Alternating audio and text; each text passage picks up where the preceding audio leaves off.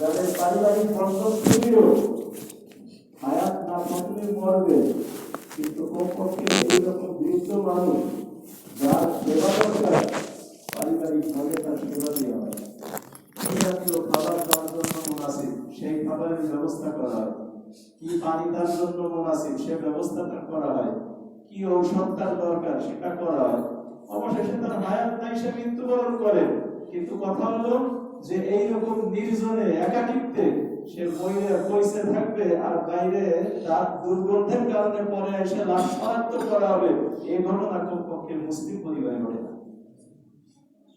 মুসলিম পরিবারে ঘটে না। পারিবারিক বন্ধন এটা জরুরি জিনিস। আল্লাহ তাআলা দুনিয়াতে এই নিজাম রাখছেন, এই সিস্টেম রাখছেন।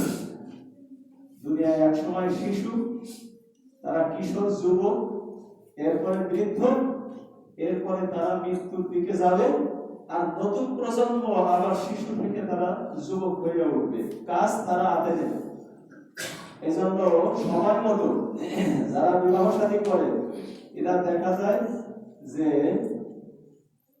গৃহকর্তার গায়ে অর্থাৎ বাপের গায়ে বল শক্তি থাকতে থাকতে সন্তানরা সংসারের হাল ধরার ব্যবস্থা করে দেয়।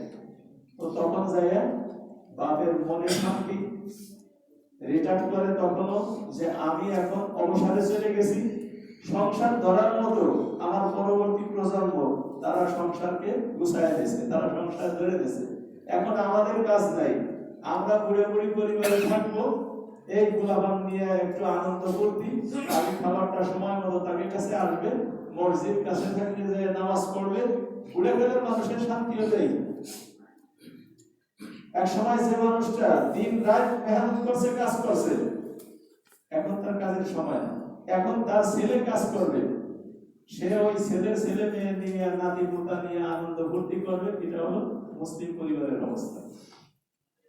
কিন্তু এর বিপরীতে যে সমস্ত অমুসলমান দেশগুলি আছে, যেটাকে আমরা উন্নত বলি, ওই সমস্ত দেশের চিত্র এই যে কে কার বাপ, কে কার মা, এর কোনো পরিচয় নাই। কার পরিবার কোনটা এর কোনো পরিচয় নাই। না থাকার কারণে মানুষ বুড়ে হইয়া মরে যাচ্ছে, কিন্তু কেউ তাকে দেখা নেই। আল্লাহ তাআলা যে নিজাম দুনিয়াতে দিয়েছেন এটা অত্যন্ত জরুরি। চীনে এক সময় খুব কঠোর আইন ছিল, একটার বেশি দুইটা সন্তান হলে রাষ্ট্রীয়ভাবে জরিমানা দিতে হতো, তার ট্যাক্স দিতে হতো। এখন উল্টা সরকার তারে প্রণোদনা দিচ্ছে, একটার বেশি যদি কারো দুইটা সন্তান হয় তাহলে রাষ্ট্রের পক্ষ থেকে তাকে ভাতা দেওয়া হচ্ছে। এই বাড়ি বেশি দিন আগের কথা না, এই যে দুই আইন দুই পদের চীনের এই আইন বাড়ি বেশি দিনের কথা না। এক সময় একটার অতিরিক্ত দুইটা সন্তান হইলে, তিনটা সন্তান হইলে তখন ট্যাক্স দেওয়া লাগতো। আর এখন সেটা পরিবর্তন হয়ে সন্তান হইলে রাষ্ট্র তাকে বাধা দিচ্ছে। কেন? ওরা এখন ঠিক পাইছে যে আমার দেশ পরিচালনা করতে গেলে আমার যুবক মানুষের দরকার, আর ওই যুবক মানুষ যদি তৈরি হইতে হয় তাহলে পারিবারিক বন্ধন জরুরি। এখন তারা চেষ্টা করতেছে যে যাতে যুবকরা তারা কাজের ফাঁকে একটা সময় যাতে পরিবারকে দেয়, এটা তারা উদ্বুদ্ধ করতেছে যে একটা সময় যাতে মানুষ পরিবারে কাটায়, এটা তারা উদ্বুদ্ধ করতেছে। তাহলে মুসলমানরা আগের থেকেই এই পন্থা মেনে চলে, আর ওরা বহুত ভুলাইয়ে খাওয়ার ফলে এখন মানতে শুরু করছে। রাসূল কারীম সাল্লাল্লাহু আলাইহি ওয়াসাল্লাম দুনিয়াতে যে নিজাম রেখে গেছেন, যে সুন্নাত কায়েম করে গেছেন, আল্লাহ তাআলা দুনিয়া পরিচালনার জন্য যে ব্যবস্থাপনা দিয়েছেন, এই ব্যবস্থাপনাকে উপেক্ষা করে দুনিয়াতে যে কোনো পন্থা আবিষ্কার করছে, এটা সাময়িকভাবে দেখতে খুব ভালো দেখা গেছে, শুনতে খুব ভালো মনে হয়েছে, কিন্তু পরিণাম এর কোনোটাই টেকে নেই। এক সময় সমাজতন্ত্রের কি জোয়ার, কেউ খাবে তো কেউ খাবে না, তা হবে না, তা হবে না, দুনিয়ার মজদুর এক হও, সব স্লোগান কি মানুষকে ভিড়ে দেওয়ার জন্য। এটা সাংঘাতিক মন্ত্র। কেউ খাবে তো কেউ খাবে না, তা হবে না, তা হবে না, বরং রাষ্ট্রের সব নাগরিকের কাছে খাবার পৌঁছাবে, ধনীদের খাবার নিয়ে রাষ্ট্র জমাবে, তারপরে রাষ্ট্র সবাইকে এখান থেকে খাবার দেবে, দেশে কোনো গরিব মানুষ থাকবে না, সবাই ব্যবস্থা হবে। কথা শুনতে অত্যন্ত সুন্দর এবং মনে হয় যে এই ব্যবস্থা কায়েম হইলে মনে হয় আমাদের দেশ শান্তিতে বইলে উঠছে বর্ত শান্তি। কিন্তু এই স্লোগান দিয়ে যারা ওই সমাজতান্ত্রিক দেশ কায়েম করছিল, এই দেশকে সম্প্রসারিত করে ইউনিয়ন গঠন করছিল, সোভিয়েত ইউনিয়ন। বাইরের থেকে কোন শক্তি যাইয়া সোভিয়েত ইউনিয়নকে ভাঙা লাগেনি। যারা এক সময় ইউনিয়ন কায়েম করছিল ওরা নিজেরাই নিজেকে ভাঙিয়ে যার আবার আলাদা হয়ে গেছে। যে সমাজতন্ত্র তারা দীর্ঘদিন যাবৎ লেনিন কার্ল মার্ক্সের গঠন করা সেই সমাজতন্ত্র পুরাই আবার সেটা থেকে ফিরে আবার গণতন্ত্রে ফেরত আইছে। কিন্তু আমাদের সামনে জিনিস এক সময় ওটা খুব ভালো স্লোগান ছিল, সেই ভালোটা কোথায় গেল? সেই ভালো কোথায় গেল? আবার জায়গাটা জায়গাতে দেখছি। এবং যখন তারা এই ব্যবস্থা কায়েম করছে, তো যারা কর্মঠ মানুষ তারা দেখছে আমরা কাজ করেও যারা বেকার মানুষ অলসতা করে ঠ্যাঙ্কের উপর ঠ্যাঙ্ক দিয়ে খাবে তারাও তাই। তো কর্মঠ মানুষ তাদের কাজ ছেড়ে দিয়েছে। সরকারি যখন খাবার দেবে খামার দৌড়ে এলাম কি দেও। তো একে একে যখন কেউ কাজ করে না তখন সরকার কোন জায়গা থেকে খাবার দেবে? তো এর প্রকৃত অবস্থাটা মানুষের মধ্যে প্রকাশিত হইতে একটু সময় লাগছে, কিন্তু পরে ঠিক পাওয়া গেছে যার যার কামাই তাকে স্বাধীনভাবে করতে দেওয়া উচিত। তাহলে মানুষ এটাকে নিজের মনে করে কামাই করে, আন্তরিকতার সাথে কামাই করে। আর যার যার কামাই তারে যদি তারটা তাকে না দেয় তাহলে মানুষ কামাই করবে না। যখন আমারটা আমি ভোগই করতে পারবো না, আমি কামাই করে 14 জনকে দেবো, কি দরকার আছে আমার মেহনত করার? আমিও বসে দেয় দেশ সরকার কামাই। এইভাবে রাশিয়া তো সেই সোভিয়েত ইউনিয়ন এত বৃক্ষের ঝুলি পাতার অবস্থা সৃষ্টি হয়েছিল। আমেরিকার কাছ থেকে যাদের চিরশত্রু তাদের কাছ থেকে সাহায্য নিয়ে তারপরে তাদের চলতে হইতো।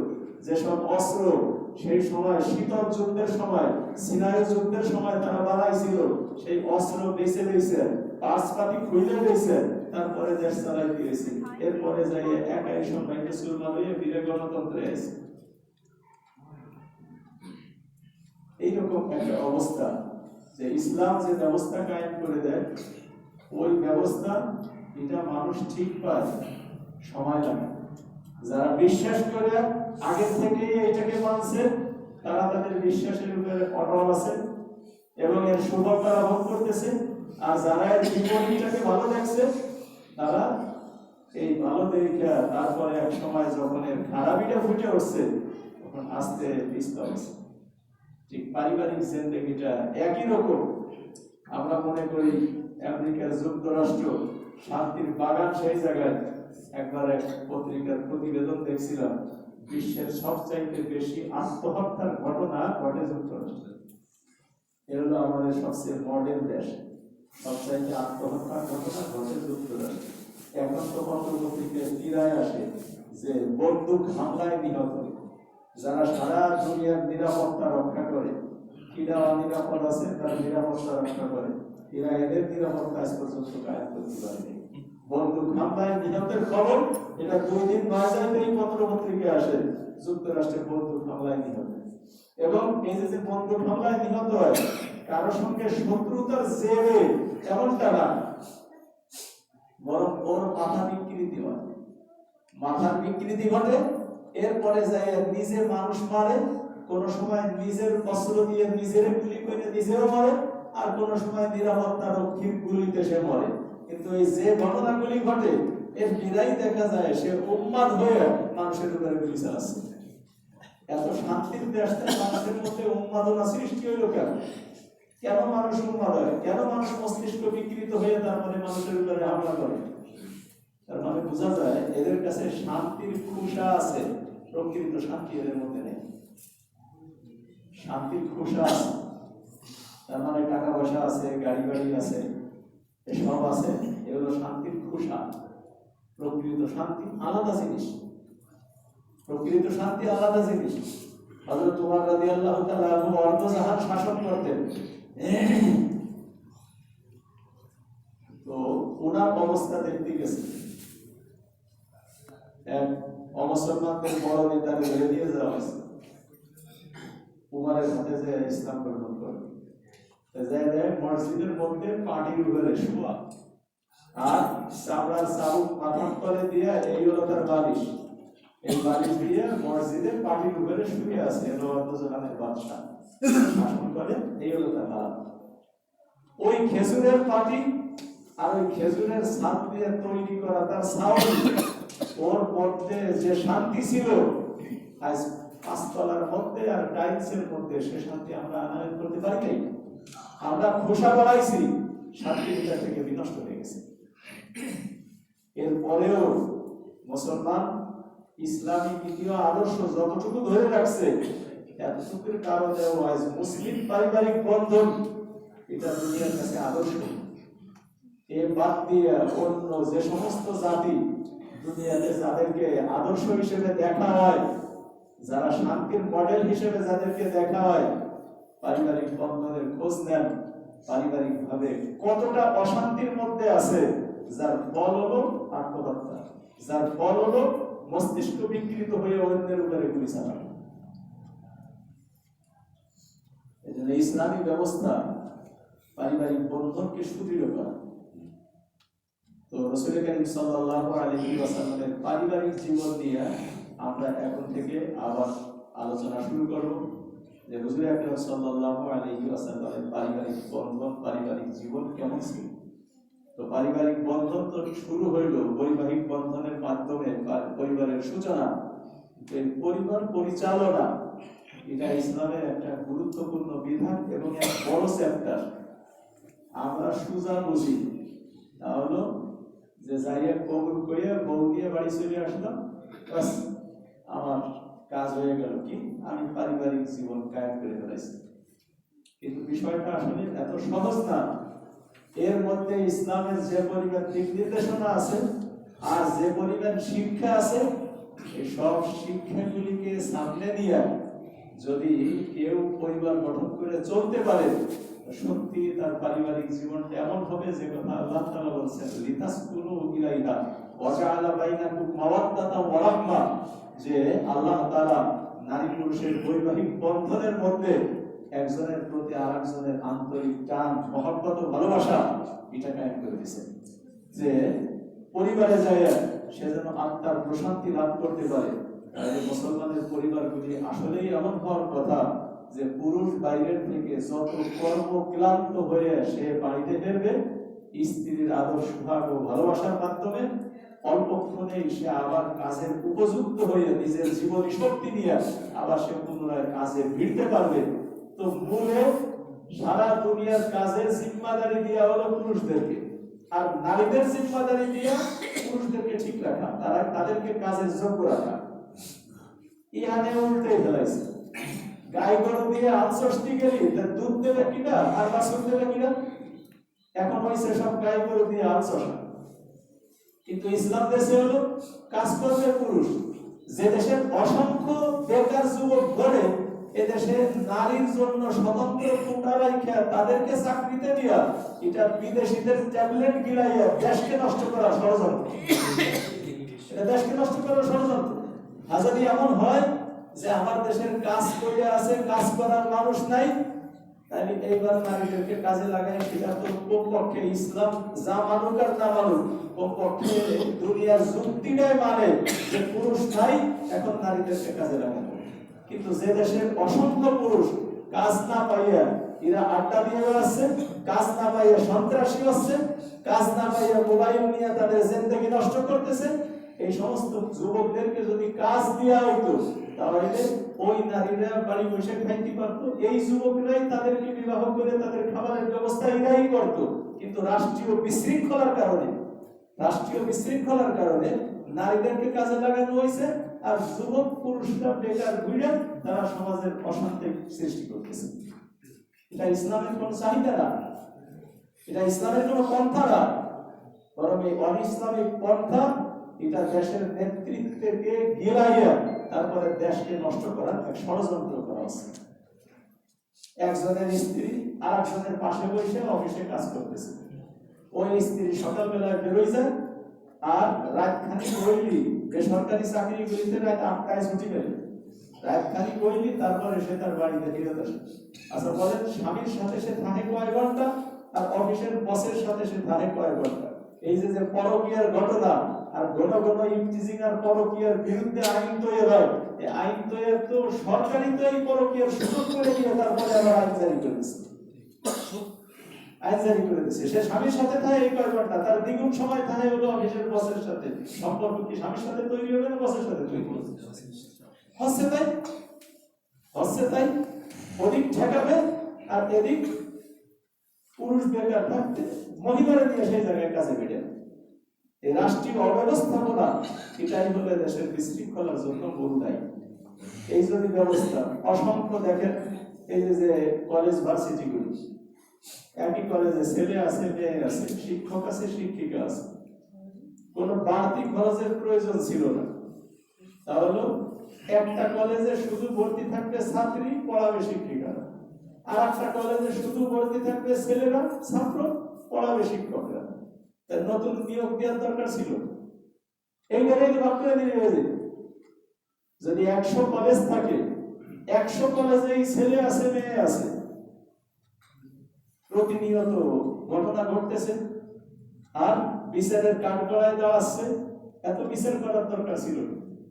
50টারে মায়ের জন্য দিয়ে দেন, 50টারে ছেলেকে জন্য দিয়ে দেন। মেয়েদের ক্যাম্পাসে কোনো ছেলে বাইরের থেকে ঢুকবে না, আর ছেলেদের ক্যাম্পাসে কোনো মেয়ে বাইরের থেকে ঢুকবে না। তাতে এমনিতেই 12 আনা নিয়ন্ত্রণ হয়ে যায়, 12 আনা নিয়ন্ত্রণ এমনিতেই হয়ে যায়। কিন্তু সে ব্যবস্থা না করে কি করে এদেরকে নষ্ট করা যায় সেই ট্যাবলেট গিলানো হয়েছে নেতাদেরকে, আর সেই রোডম্যাপ অনুসরণ করে এই দেশকে নষ্ট করার জন্য, বিশৃঙ্খল করার জন্য এই ব্যবস্থা বাস্তবায়ন করতেছে এই দেশে। ইসলামী ব্যবস্থা, ইসলামী পারিবারিক বন্ধন, ইসলামের এই নীতি আদর্শ যদি যথাযোগ্যভাবে বাস্তবায়ন করা যাইত, তাহলে এই দেশে হাজার হাজার লাখ লাখ পুলিশ দিয়ে এই যে যত অপরাধ দমনের ব্যবস্থা, এই অপরাধ সৃষ্টি হইতো না, দমনে এত লোক ফাও বেতন দেওয়ার প্রয়োজন ছিল। আল্লাহ তাআলা বলেন যে আমরাই যদি চেষ্টা করি, এ দেশটা তো এই নীতি আদর্শ দেশের সরকার, এতো আমাকে হাত হইয়েই গঠন হয়, আমাকে হাত হইয়েই গঠন হয়। আমরা ভোট দেই আর তা দিয়ে তারা সরকারে যায়, তারা দেশ পরিচালনা করে। চোরের হাতে, ডাকাতের হাতে অস্ত্র তুলে দিয়ে আমি জায়নামাজ ফেলাইয়া দোয়া করতেছি, আল্লাহ সুন্নাত মাফিক দেশ গঠন করে দাও। ডাকাতের হাতে অস্ত্র তুলে দিয়ে আমি জায়নামাজ ফেলাইয়া দোয়া করতেছি, আল্লাহ সুন্নাত মাফিক দেশ গঠন করে দাও। এটা যেমন একটা তামাশা, নির্বাচন আসলে আমরা অমনি সাথে সাথে ভোট দেই ওই মানুষগুলিরে যা একটু আগের জিন্দেগি যদি দেখা হয়, সন্ত্রাসী বাহিনীর লিডার এখন অমক ভাইয়ের চরিত্র ফুলের মতো পবিত্র, আর অমনি আমি ঢুকায় পড়ে গেলাম, হতাই তো মানুষটা তো খুব ভালো। এই মানুষদের হাতে দেশ দিয়ে যদি আমি আশা করি যে এই দেশটা এরকম নিরাপদে চলবে, শান্তির সাথে চলবে, দেশে কোনো দুর্নীতি থাকবে না, চুরি চালানি দেশে থাকবে না, এটা একটা তামাশা। এই জন্য ইসলামী আদর্শই যেমন নীতির পরিবর্তন দরকার, ওইরকম নীতি বাস্তবায়নের জন্য নেতারও পরিবর্তন দরকার। দুর্নীতিবাজকে দিয়ে দুর্নীতি মুক্ত দেশ গড়া, এটা আকাশ কুসুম কল্পনা ও দিবাস্বপ্ন, আর আহমকের স্বর্গে বাস করার সমতুল্য। এজন্য এটা খেয়াল রাখতে হবে যে যদি আমাদের সুন্দর সমাজ, সুন্দর পরিবার, সুন্দর দেশ আমরা চাই, তাহলে প্রত্যেকটা ক্ষেত্রে আমাদের সংস্কারের জন্য নিজেরা চেষ্টা করতে হবে। শুধু মনে মনে আশা করলে আর তসবিহ টিপলে হবে না, বরং কার্যকর পদক্ষেপ আমাদেরকে নিতে হবে। আল্লাহ তাআলা আমাদের তৌফিক দান করেন। আমিন। আর বিষয়ের উপরে কারো কোনো প্রশ্ন আছে? যুক্তরাষ্ট্রে যেটা বলা যে বিয়ে বন্ধনটা কেমন, বিয়ে বন্ধনটা কেমন করে হয়, মানে যুক্তরাষ্ট্র বিয়ে কিভাবে হয়? বিয়ের বন্ধন এইরকমই হয়, কিন্তু আমাদের যেমন ইসলামী নীতি আদর্শকে মাইনে চলি, ওদের বিয়ে বন্ধন এটা বর্ষ, কথা কি বুঝছে?